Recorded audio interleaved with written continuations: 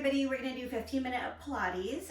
This could be for anybody, but what I have in mind is the cyclist or someone who's hopped on a bike that might have some tightness because of bike riding and wants to focus on some core strengthening related to bike riding. Okay, so let's start on our backs, and then you are going to reach one arm up and the other leg long. You might find that that stretch that like brings your rib cage up, and if it does, press it down. Okay, so we're trying to create length through the body, and then we're going to switch to the other side. Obviously, this doesn't really look much like a position that a cyclist is in, and that is the reason why we're doing it. We're stretching long, getting the hips open, getting the shoulders open. And 4. And the reason why we're not letting the ribs come up is because that is a way to get some tension away, or like to decrease the stretch on our shoulders. And we're trying to increase the stretch on our shoulders. And last one. All right, bring your arms out to the side, legs up into tabletop position, and rock sideways. And take a couple breaths here, in and out. Getting a big open stretch of the chest and a twist of the spine. Exhale, bring your legs to the other side. And take a big breath in here.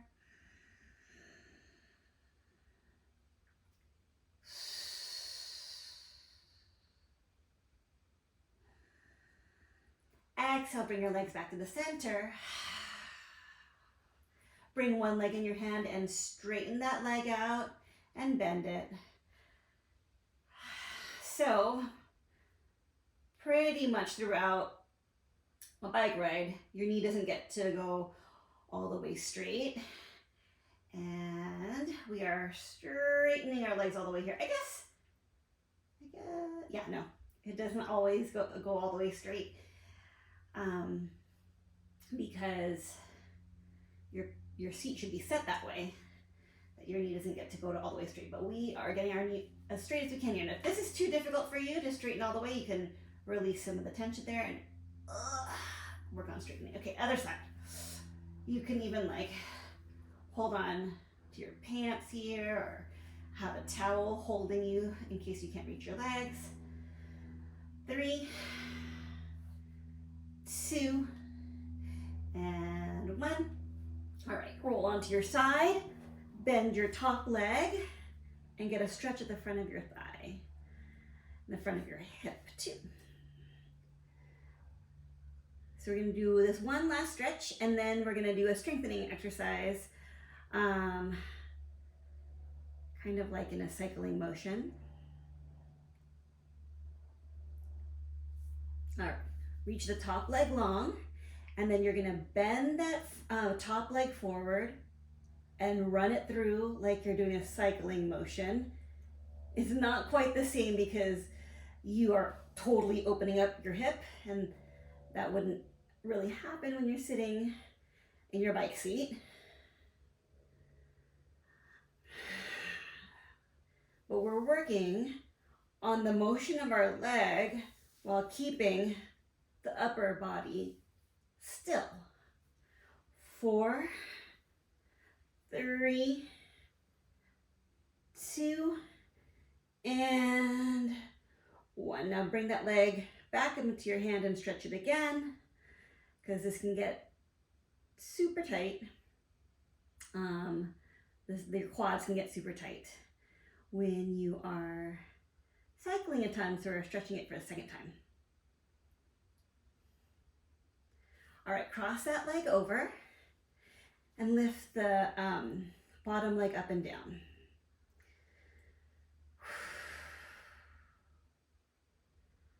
So I don't think you typically think about your inner thighs when you're cycling, but out there on the road, sometimes I'll see people who's having a hard time getting up out of their seat because they don't have good stability on their inner thighs.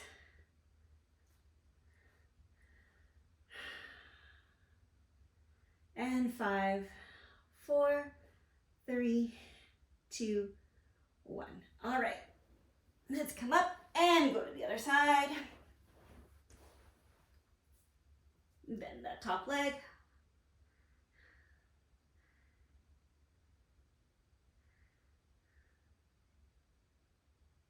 So, I should say, disclaimer, I'm not a big cyclist. Well, no, I ride my bike a lot for fun, but I'm not like someone who's on a bike a ton, but I see a lot of cyclists in the clinic, and so we're working on the things where I feel are tight with the cyclists I work with, and weak. All right, straighten that leg out, reach, and then make that cycling motion. And so, and then also, I just went on my first bike ride of the season 2 days ago. Yeah. And so I had it in mind when I was on the bike, like, okay, let's think about what like a recreational cyclist might feel, and then let's think about the serious cyclists I see in the clinic, what they might feel. I suppose there's a lot of Peloton riders out there now too. So I see some of the tightness that happens from doing a ton of Peloton. And last one. Okay, cross this leg over. Lift the leg up and down, the bottom leg.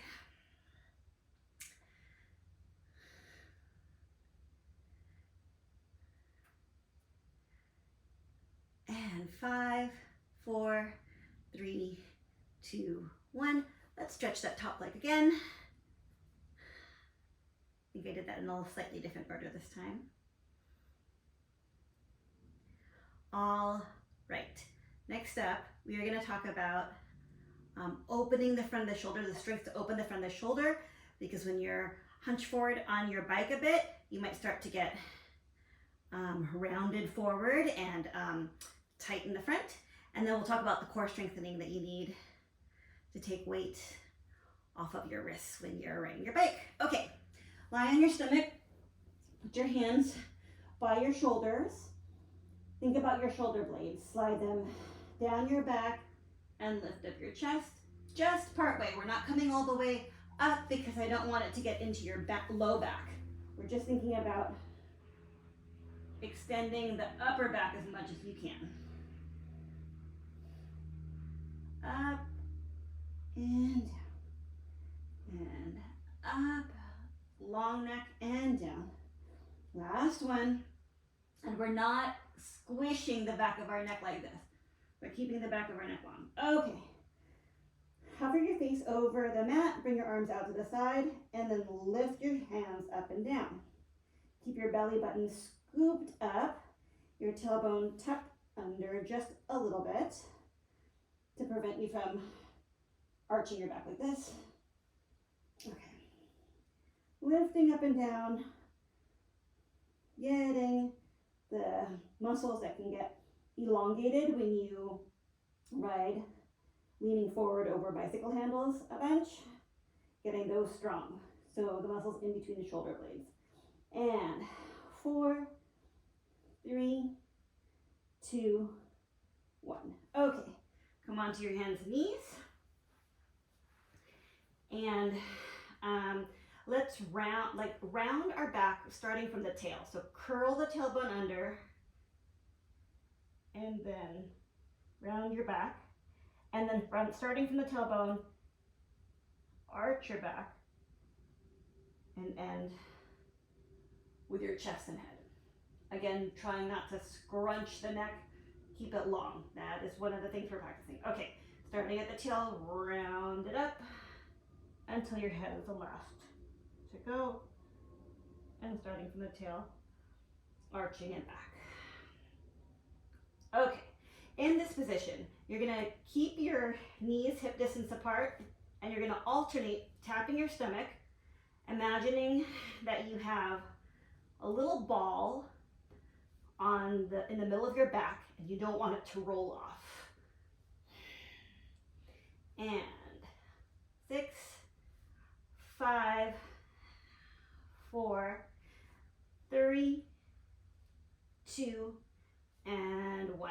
Okay, from here, you're gonna shift, slide your hands back, shift up to tall kneeling.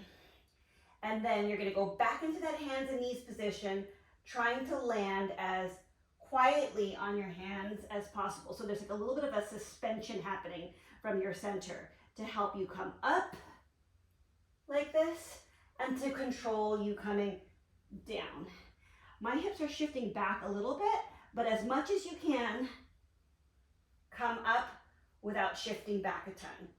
And down, and up, and control, come down, and 2 more, up,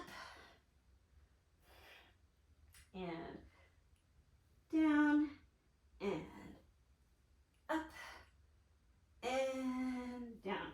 All right, front of the legs or hips get a little bit tight when you're cycling. So let's actively stretch the front of the leg by bringing your leg up and then bending and straightening that leg. So you're getting a little bit of an opening at the front of your leg and you're getting some strengthening of your hamstring. And 8, 7, 6, 5, 4, 3, 2, and 1. Bring that leg forward and stretch it back and forward and back and 4, 3, 2, and 1. All right, lean back, child's pose to give yourself a rest from that position for a little bit. Now reach both arms over to one side to get a big side stretch. Also probably doesn't get a lot of movement in this direction if you're on a bike a ton. And then the other way. All right, we're gonna do the other leg now.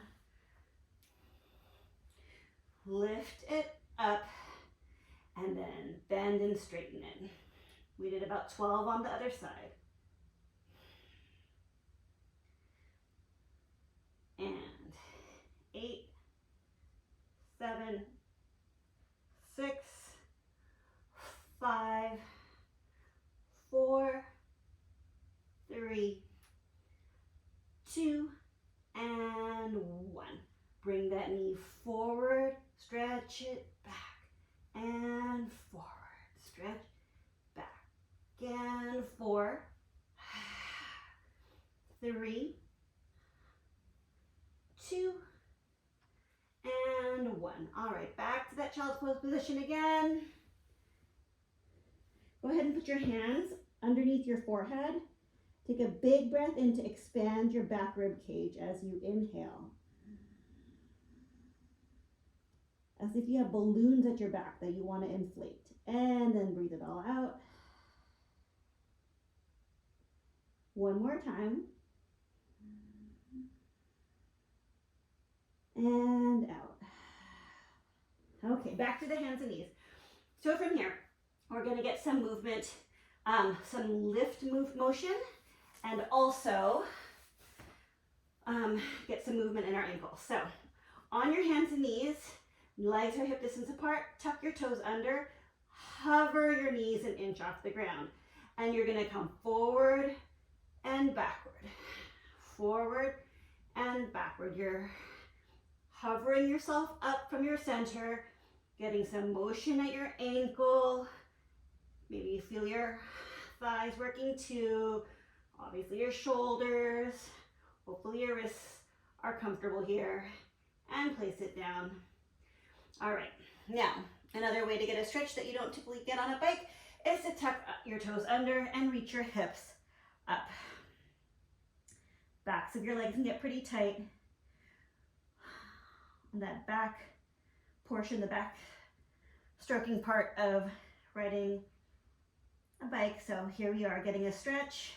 If this is too intense, you can elevate your hands to get, so that you don't have so much to stretch on the back of your legs. All right, and come back down on your on your legs. And let's just get a little bit of hip mobility. So lean back, turn your hips one way and the other. Yep. Meanwhile, maybe you're getting like an opening at the front of your chest here. 2 for 1. But we're just getting a little rotation in our hips. All right, go ahead and crisscross your legs. Lean yourself forward.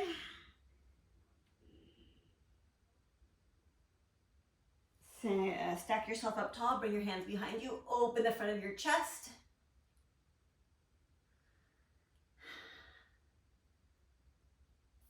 Give yourself a little wrist stretch. Another side. Roll your shoulders back. Reach up and over one way, keeping the opposite hip on the ground, or the hip that you're moving away from on the ground. And then other side. And we're done.